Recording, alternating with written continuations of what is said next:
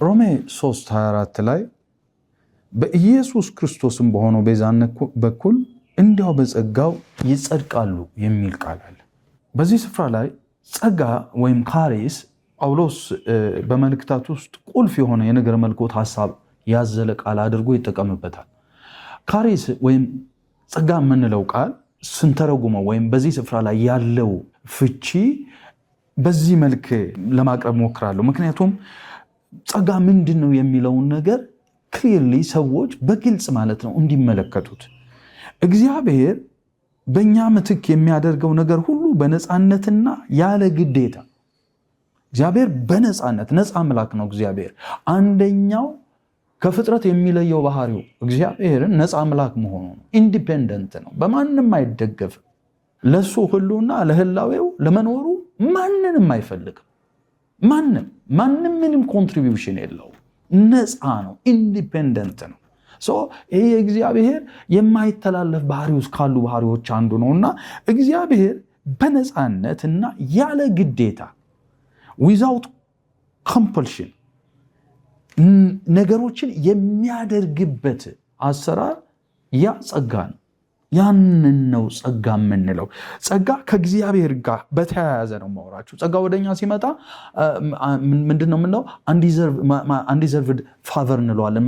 የማይገባን ሞገስ፣ የማይገባን ስጦታ ብለን ነው እኛ የምንተረጉመው። ነገር ግን ከእግዚአብሔር ጋር አንደኛ በነፃነት የሚያደርገው ያለ ግዴታ ዊዛውት ኤኒ ኮምፐልሽን የሚያደርገው ነገር ያ ጸጋ ተብሎ ይጠቀሳል። እግዚአብሔር ከሚያደርገው ነገር ጋር በተያያዘ ከማንኛውም ውጫዊ መስፈርቶች ነፃ መሆን መለኮታዊ ባህሪ ነው። ይሄ ማለት ነው እግዚአብሔር የሚያደርገውን ሁሉ የሚያደርገው በራሱ ተነሳሽነት እንጂ ወይም በራሱ አነሳሽነት እንጂ በሌላ ውጫዊ ምክንያት ወይም መንስኤ ወይም ግፊት ተገፋፍቶ አይደለም።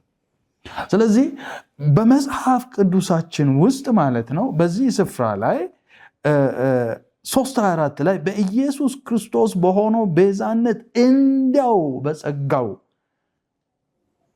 ጸድቀዋል ብሎ በጸጋው በኢየሱስ ክርስቶስ ቤዛነት እንዲያው በጸጋው ስንጸድቅ፣ ፍሪሊ ስንጸድቅ፣ በነፃ ስንጸድቅ ይህንን ያደረገው በጸጋው ነው።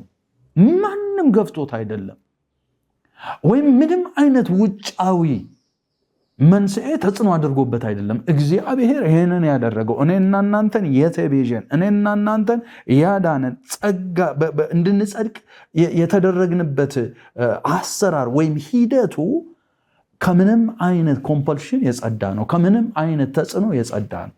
ስለዚህ እኛ ምንም ነገርም ብናደርግ ማለት ነው ስለ ጸጋ ስናወራ ጸጋም በምንም አይነት መልኩ እርን አናረገው ወይም ጸጋን በምንም አይነት መልኩ እኛ ምንም ብናደርግ አናገኘው። ማናገኘው ነገር ነው እግዚአብሔር ያደረገልን።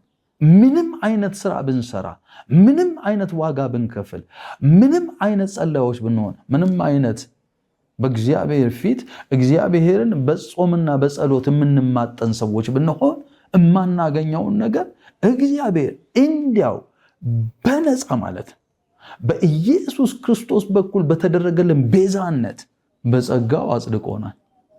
ጸጋ ታላቅ ስጦታ ነው። ታላቅ ስጦታ ነው። እግዚአብሔር ያደረገው ይሄንን ነው። ምንም ብንሰራ ከእርሱ ጋር ሊያስማማን ወይም ፑት አስ ራይት ሊያደርገን ከእሱ ጋር በትክክል ሊያቆመን የሚችል ነገር የለም።